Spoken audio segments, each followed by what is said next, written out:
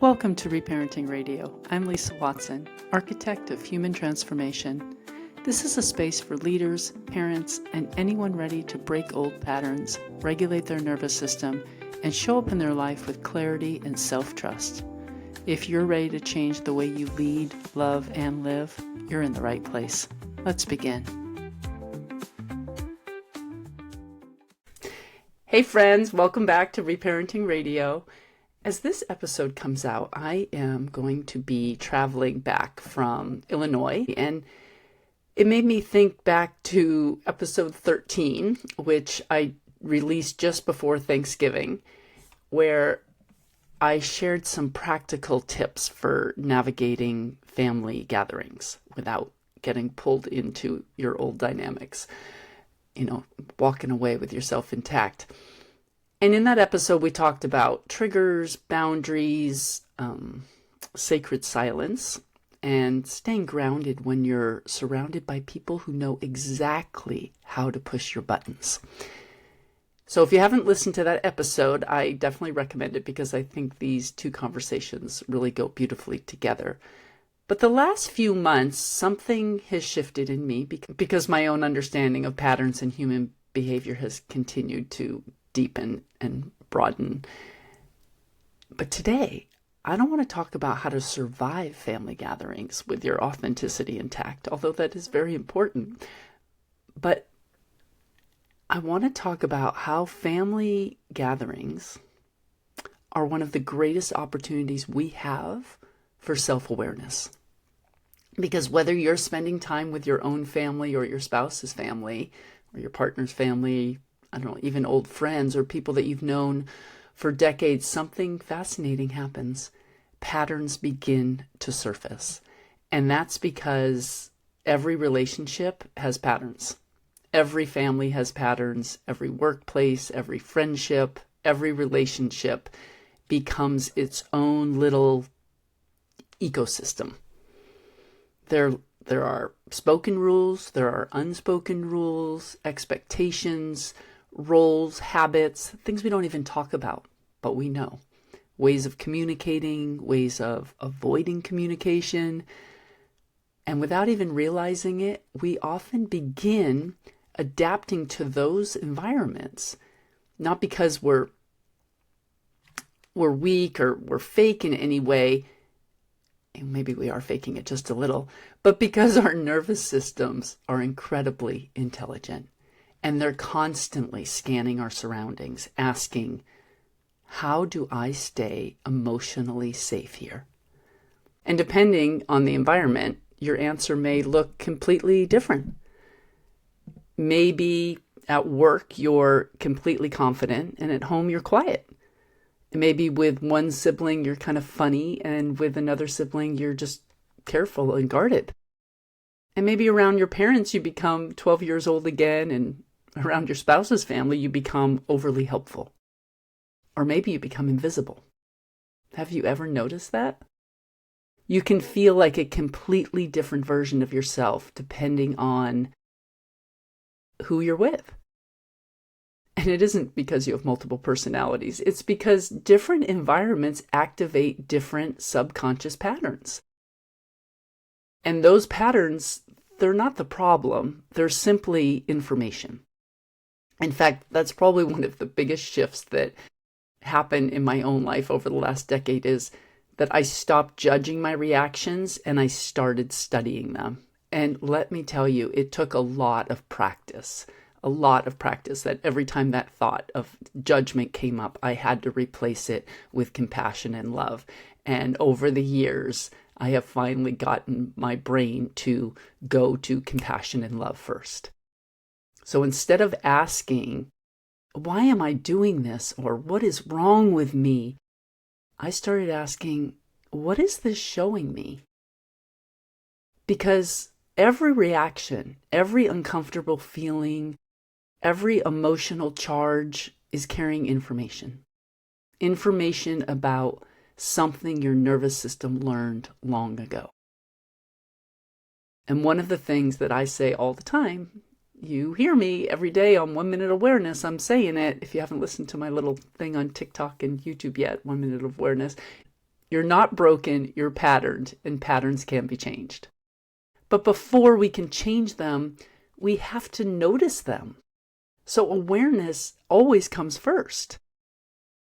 And that's why I actually get excited when I notice an old pattern in myself showing up. Not because I enjoy feeling uncomfortable, but because awareness means I have another opportunity to practice something different now. I have awareness over behavior that I don't necessarily want to keep. I don't have to shame myself anymore. I don't have to beat myself up. I don't have to think, oh, I should be over this by now. And believe me, I've done that looping thought over and over for many, many, many years. And I know so many of us do because it's what we were programmed to hear when we were little. You should be over this by now. Hurry up and feel better, right?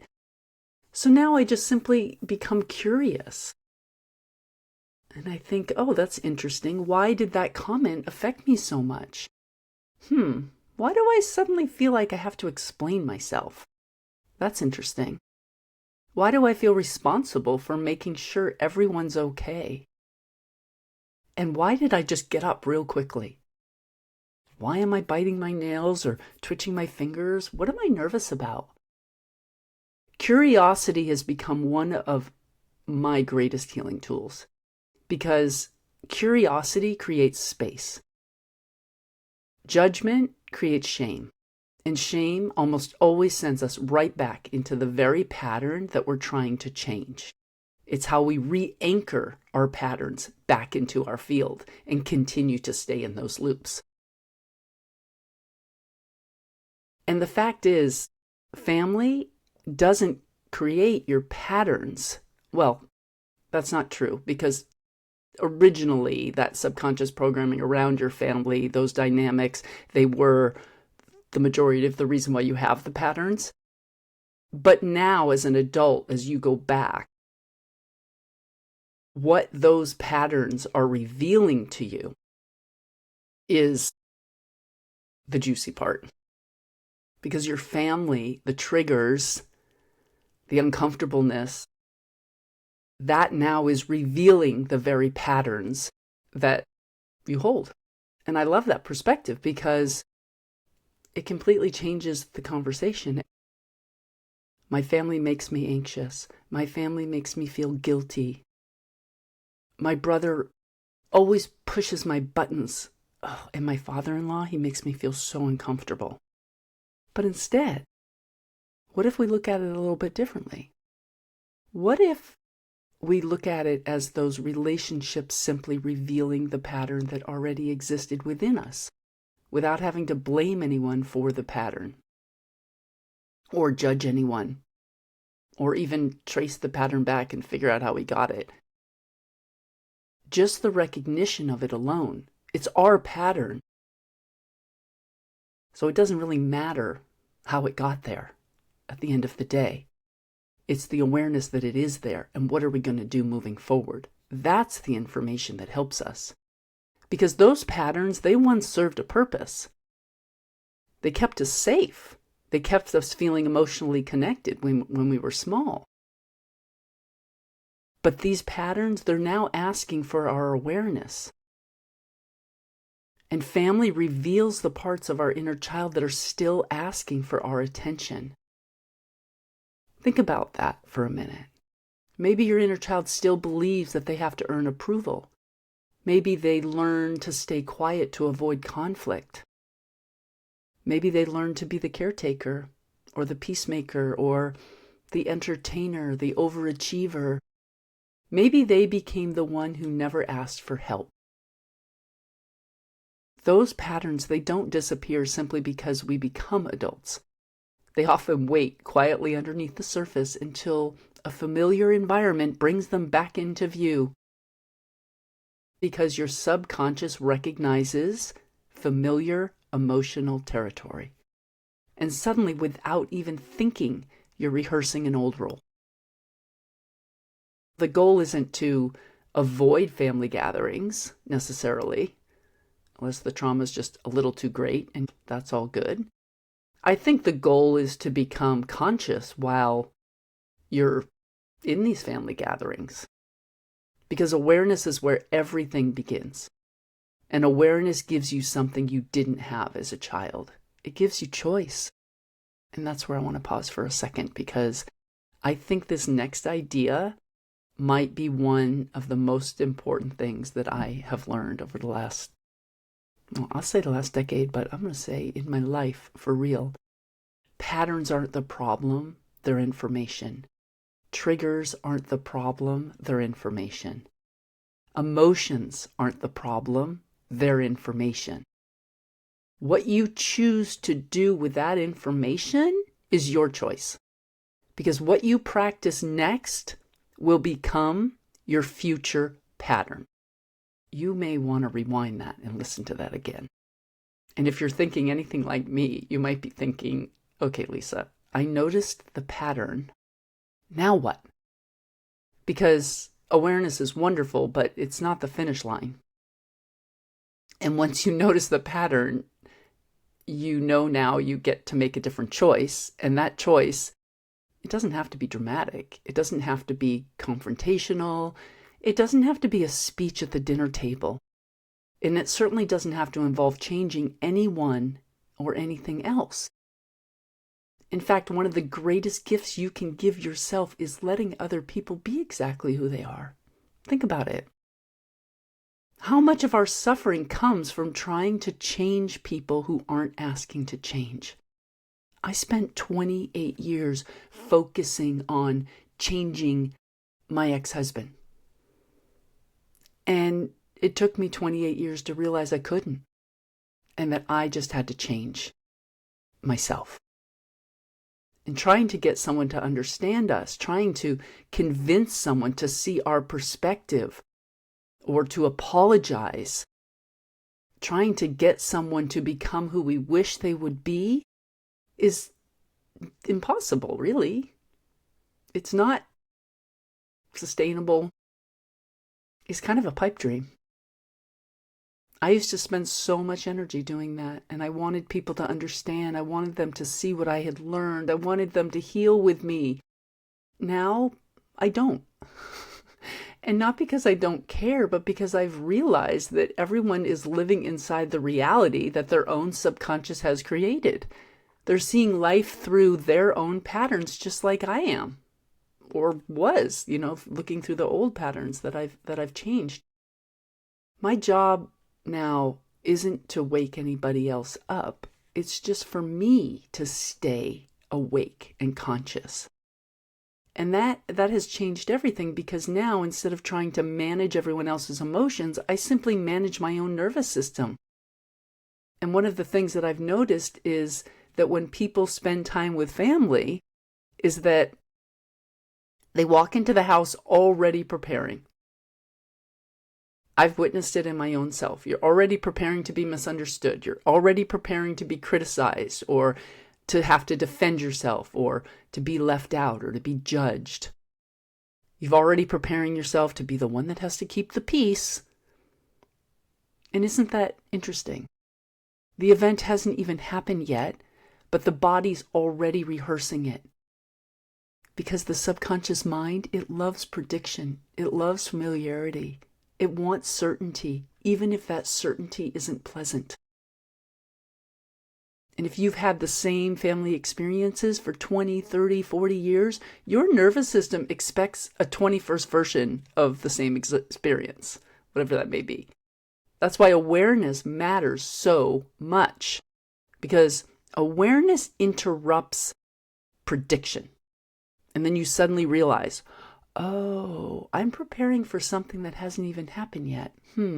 That's information. We're not beating ourselves up about those thoughts. We're just recognizing them. Hey, I don't need to scenario think this. Hey, I don't need to already make this a reality. I'm just going to go in and do the best that I know how. Authenticity intact. I'm going to learn a little bit more about myself here. That's one way of changing our perspective. And you don't have to believe every prediction your nervous system makes. You can simply acknowledge it. You just choose. Maybe this weekend, instead of walking into a room expecting criticism, you just practice curiosity. Instead of expecting conflict, maybe you just practice presence, stillness.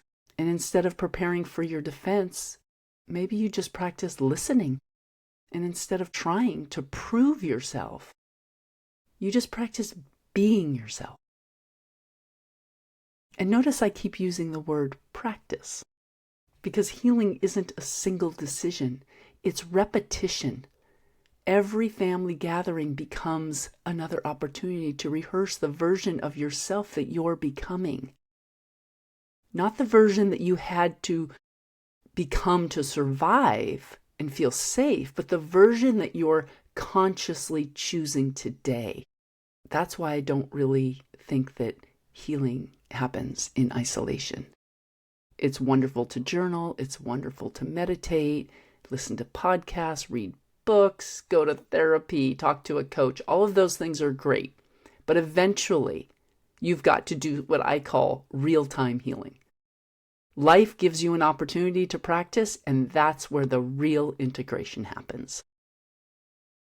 It's not typically while you're sitting alone with your journal or while your brother interrupts you.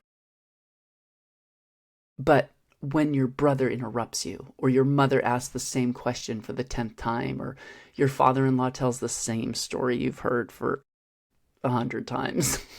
Maybe it's the dad jokes. Or someone makes a comment that a year ago would have completely ruined your day, but now you just notice it and you smile, you take a breath, and you just choose something different. And I think that's one of the most beautiful things about this work, is that people often ask me, so how long did it take you to heal? And I am not healed yet. I'm evolving. And healing is the wrong word. To me, it's just like I'm not healing. I'm just reprogramming myself. I was never broken. There's nothing to heal. There's just patterns to change. And triggers have helped me to change those patterns real fast. Because I think that healing is really how quickly you recognize what's happening. And to me, healing is really only awareness. You catch yourself. You smile, maybe you even laugh a little. Oh, I see it now. There's my people pleasing. Wow, look what I just did. There was my need for approval. Look at me. I am acting like I'm afraid of disappointing anyone. Or, dang, I just totally over-explained that. Or, why am I apologizing? And we just notice these things about ourselves. They become interesting, not shameful, just interesting. And that little change in perspective can change everything, because once you've observed the pattern, you're no longer unconsciously living the pattern. You're already creating space between you and the program. That, my friend, is freedom. Maybe not complete freedom, but the beginning of it. And you know, one of the reasons that I love talking about patterns instead of personalities is because personalities, they feel permanent. Patterns, they feel changeable. So if I tell myself this is just who I am, there's nowhere to go from there. But if I say, oh, this is just a pattern that I learned, now there's hope, because patterns can be rewritten.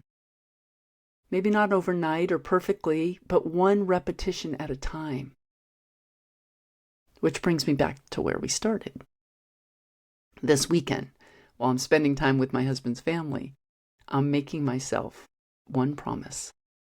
I'm not going there to analyze anyone, to fix anyone. I'm not going there to prove anything that I've healed or any of my reactions. I'm just going to observe, to notice, to stay curious, and to enjoy the people around me. And honestly, I've been practicing this so long, I'm sort of just numb to anything, because I do my best to just live in the now moment and enjoy the gifts of the now moment while I am focusing on my own authenticity and nervous system regulation. If things start dysregulating me in a family environment, my priority becomes me and regulating me. Not, oh, if I leave the room or go for a walk right now, somebody might be offended. That is just not on my radar. I allow people to manage their own emotions, and I manage my own emotions. And it feels like a much happier environment since I've been doing that. So maybe you're heading to a family reunion this summer. Maybe you're visiting parents or friends, or maybe your kids are coming home or just spending the weekend with you, or maybe you're spending the weekend with your in-laws like I am, or maybe you're meeting up with some old friends that you've known your whole life or from college. And here's my invitation. Don't measure the success of the trip, the weekend, whatever it is, by whether you got triggered or not. Measure it by how quickly you noticed. Because awareness always comes before change. Patterns are not the problem, they're information. Triggers are not the problem, they're information. And the same with emotions. They're also not the problem, they're simply information. And what you choose to do with that information is your choice. Because what you practice next will become your future pattern. Remember that. And this week, I want you to become fascinated by yourself. Notice your reactions, notice your thoughts, notice your body language, your expectations, and not with criticism, but with compassion. Because your nervous system is not trying to embarrass you or make things hard on you. It's actually trying to inform you of what your patterns are and where your comfort level actually is. It's showing you exactly where your attention is needed next. And family has a way of bringing out our inner child. But maybe, just maybe, that's one of the greatest gifts that family can give us in our adult lives. Because family reveals the parts of our inner child that are still asking for our attention. And once we see them, we finally have the opportunity to respond differently. And that is a gift. Thank you so much for spending this time with me. And if this episode resonated with you, I'd love for you to share it with someone who's spending time with their family this summer. I also love when you send me questions and comments. Tell me about how this has shown up in your life or if you're using it at all. And if you haven't listened to episode 13 yet, please go back and give that a listen too. It pairs beautifully with today's conversation, and it also offers some practical tools for navigating family dynamics with greater awareness and peace. So until next time, keep getting curious, keep becoming aware, and remember, you are not broken. You're patterned, and patterns can be changed. Thank you for listening to Reparenting Radio. If today's conversation supported you, take a moment to subscribe, leave a review, or share it with someone who knows they were made for more than the patterns that they inherited. If you're ready for serious inner work and real transformation, personally or professionally, you can explore my leadership pathways at lisa-watson.com. And if you're raising little ones alongside your own healing, you'll find my children's books at awakentheone.org. Until next time, stay grounded, stay open, and keep reparenting the parts of you that are ready to come home to their authenticity.